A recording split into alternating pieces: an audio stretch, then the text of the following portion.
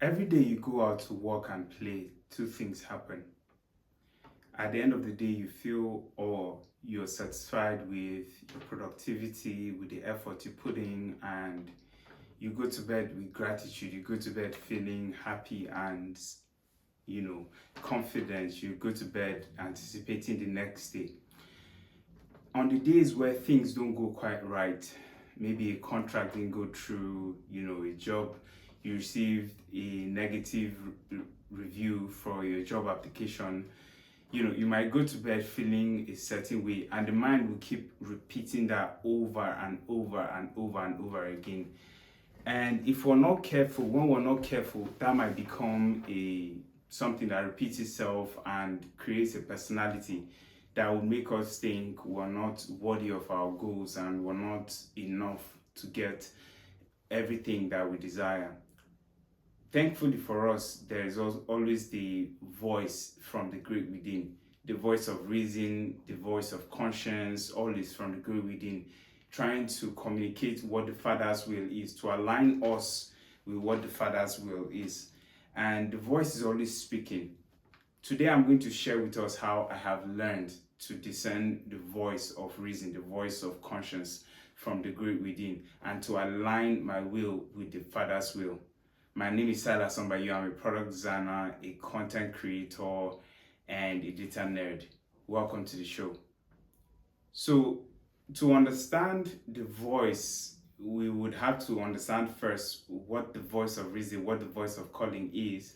And then in the second part of this discussion, I'll share with us how to discern the voice of reason, the voice of conscience from the great within.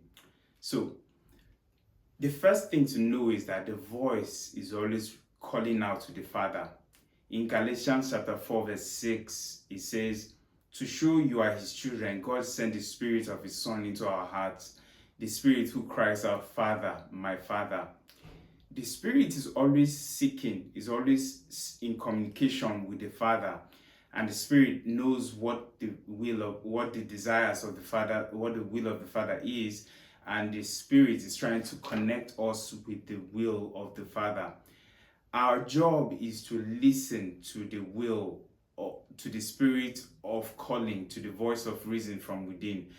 And the best way to explain this, the best way I've known I can explain this to anybody is how the psychoanalyst Sigmund Freud explained it in his analogy of, why is this being disturbing? In his analogy of the psyche.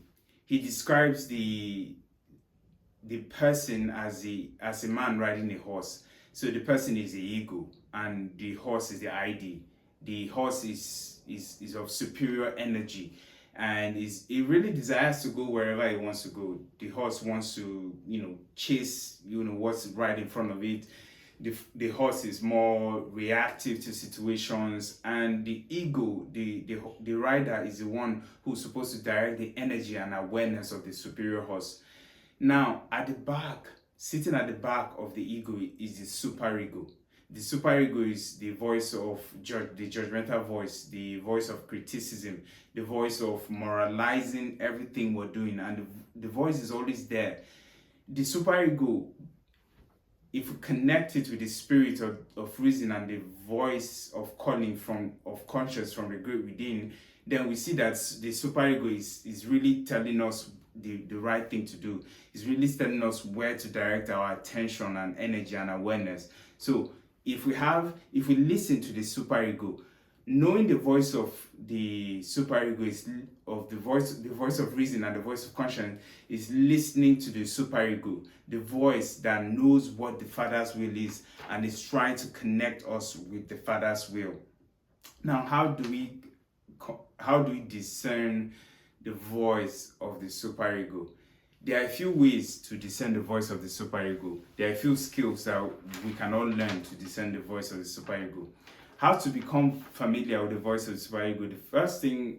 The easiest and the first thing anyone can do is to become mindful. And mindfulness meditation just invites the person to just sit down and become familiar with their thoughts, how they are feeling in that moment. And when you do it for a period of 10, 15, 20 minutes, 25 minutes, then you realize, you see yourself as, you see the true self. You see that what's happening in the moment is either a reflection of what you've been thinking about in the past, or it's either it's a worry of what's going to happen in the future. So mindfulness meditation will bring you back to the center, if there is a center, to the soul, to the essence, to listen, to become familiar with the superego, to be still, and to become, and to make the water calm again. Because when the water is calm is when we are listening to the voice of superego. But thoughts are like pebbles thrown into the pond, and it causes ripples. So if you can become familiar with what's very important, that is only possible when we sit down to mindfully meditate. But there are other skills we can also learn, everyday skills we can also learn to become familiar with the voice of the superego. The one way is to reflect on our relationships and to see if we're avoidant or if we're securely attached. If we're preoccupied in our mind with thoughts all the time, or if we're present in our relationships and the people we live with, our family and friends, are able to experience us, as opposed to like not being there and being lost in thoughts and daydreaming all the time. So are we in this life stage, are you more preoccupied, or are you more present and aware and in the moment, and maintaining your relationships and making new ones?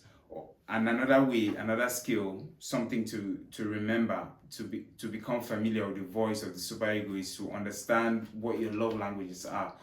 If you're somebody, you might have in the past been somebody who enjoyed words of affirmation.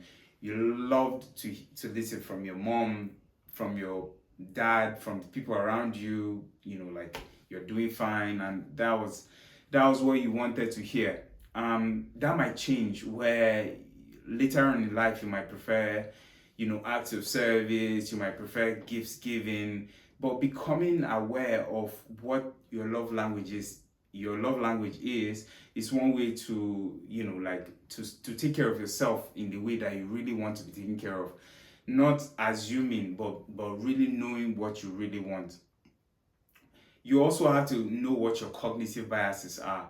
So cognitive biases, we all have them, right? It might be, sometimes a person might be full of hubris.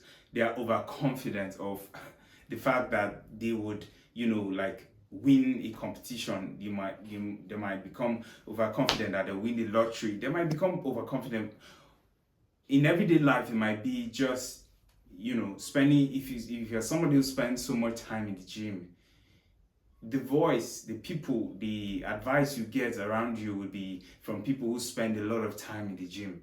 And if you're somebody who's into board games or into like video games, you might spend so much time in that community, and that will be the only voice. Becoming familiar with your cognitive biases and being able to change and to listen to different perspectives is a very important skill to have, to become familiar with the voice, of reason and the voice of conscience. And then another thing you can also know, something I spoke about the last time, is about owning your labels. So owning your labels is just, I spoke about being an insecure overachiever. It might not be true for you. You might just be a sensitive person. You're sensitive to everything you see on social media, and you become overstimulated easily by it. You might become very sensitive to your job title, to your work, and you become overwhelmed by just doing that alone. And the voice of reason is saying you need to get different outlets. So who are you beyond your job title? So you might, whatever you are, if you're a sensitive person or not, if you're an insecure overachiever or not, just knowing what your labels are would help you to become familiar with the voice of calling. So to recap, what have we spoken about today? Today we've spoken about becoming familiar with the voice of reason and the voice of conscience from the great within. And we've spoken about how the voice of conscience is always seeking out to the Father, is always trying to understand the Father's will, to communicate that to us. And that the voice of reason is like the superego, and where the ego trying to control the ID. So knowing and listening to the voice of reason and the voice of calling is how we're able to direct our energy and awareness and to pay attention to what's really important. We also spoke about how to discern the voice of reason. We spoke about mindful meditation. We spoke about attachment styles. We also spoke about knowing your love languages as your life stages change. We spoke about cognitive biases, and finally, owning your labels. I believe that if you do this, you'll be able to listen to the voice of calling, and you'll be able to discern and be able to see the ripples when they arise and to course correct when you need to. Thank you for coming out, and I'll catch you on the next one. Bye.